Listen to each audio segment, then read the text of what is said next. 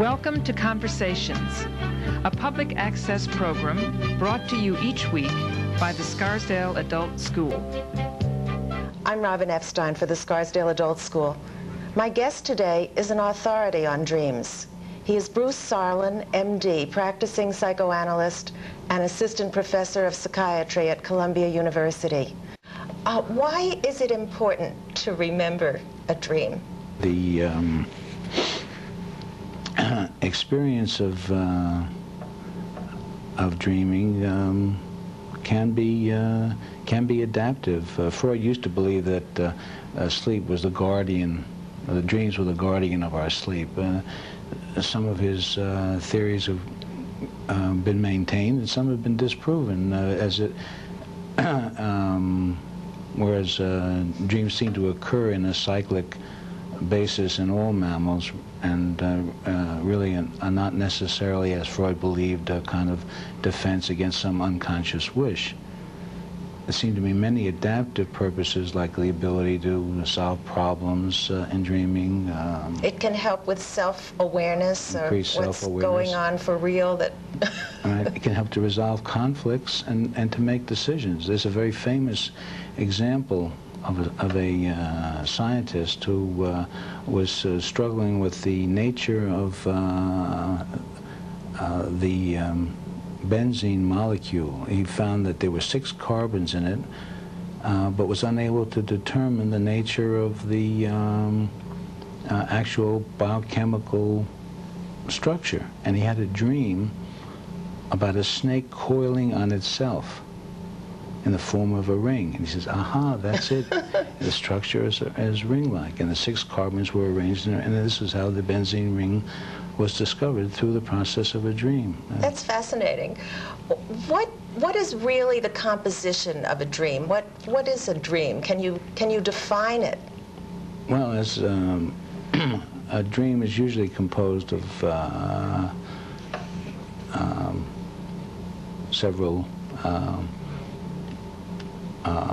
elements. First and foremost is what Freud called the unfinished business of the previous day. He felt that the day residue evoked some kind of tension, that some problem, whether it would be of major importance or trivial importance, that it somehow evoked a kind of tension that reflected on something that happened previously in a person's life that had some relevance to it.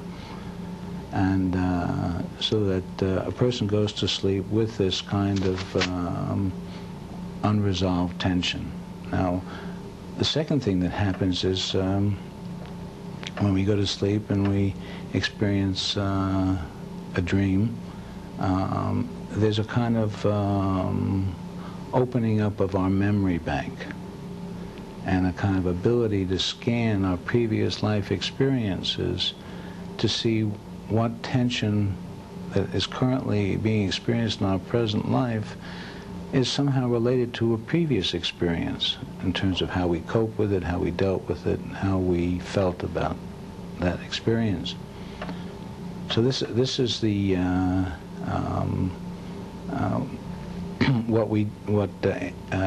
so by waking standards, this is kind of extraordinary in being able to have this kind of camera's eye view of our previous life.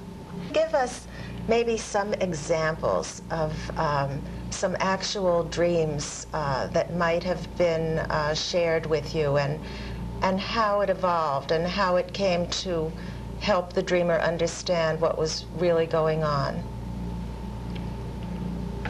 Well, one comes to mind where I was treating a teenager who had been referred to me for a number of difficulties at home and in family life, and had a hobby of working on and repairing automobiles. And he reported a dream of looking up the want ads in the New York Times and finding exactly the kind of car that he was looking for. For himself. For himself, Mm-hmm. It was the model and year and make that he had always felt were ideal in terms of a kind of car that he would like. The car was in the classic and antique column, and the price was more than he could afford, and he felt depressed about it. And this got into the idea of kind of great expectations that he had for himself, and in terms of his life experiences, and that maintaining these great expectations made him vulnerable to feelings of depression. And so that by lowering his exaggerated expectations for himself, it made life easier for him and made achieving things more within reach and more gratifying. Mm. So after about 6 months or a year, he had another dream which reflected this greater sense of awareness, and was able to function autonomously without a prolonged period of treatment. That sounds like a very rewarding use of dream interpretation. It was, I think both of us felt that it was kind of a job well done. What stops people from understanding their own dreams? Defenses, I guess, but maybe you can expound on it. I think because of the fact that the issues that led us to that state of our evening sleep, the events of the previous day that touched upon us emotionally, we're really unaware of. And it kind of registers, but not registers consciously. It registers unconsciously and becomes a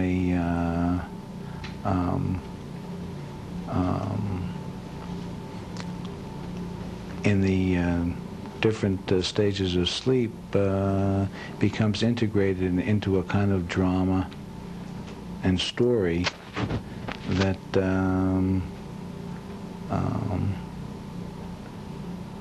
that needs to be unfolded in the state of dreaming, where we have this heightened awareness of an honest view of ourselves.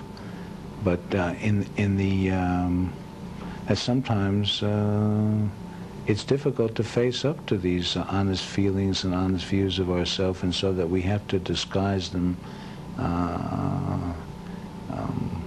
and cover them up rather than deal with the impact that it might have on us.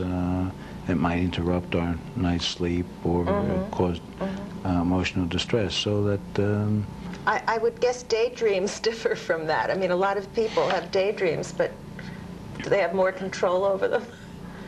Well, yeah, a daydream occurring during the day when our social defenses are functioning, and when we're capable of using our social facade to inhibit certain thoughts and exclude other extraneous material from our conscious awareness.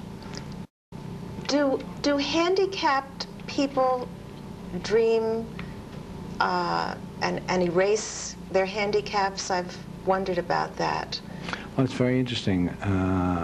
I work with a number of deaf people. In fact, wrote a paper on dreams in the deaf, and I've had some experience with that. I didn't know that. It was a spontaneous question. Right. And what is fascinating is that in dreams, they report communications, some of them in speech and hearing, and some of them reconstruct conversations in the sign language that is the manual language of the deaf. Another interesting thing about the deaf is that they dream in Technicolor. Really? Whereas most hearing people with normal hearing, tend to dream in black and white. Other handicapped people, such as the blind, tend to dream mainly in auditory spheres, and they will report conversations. And those people who are congenitally blind never were able to see. They don't seem to be able to construct a visual metaphor, right, as most hearing people can. Right.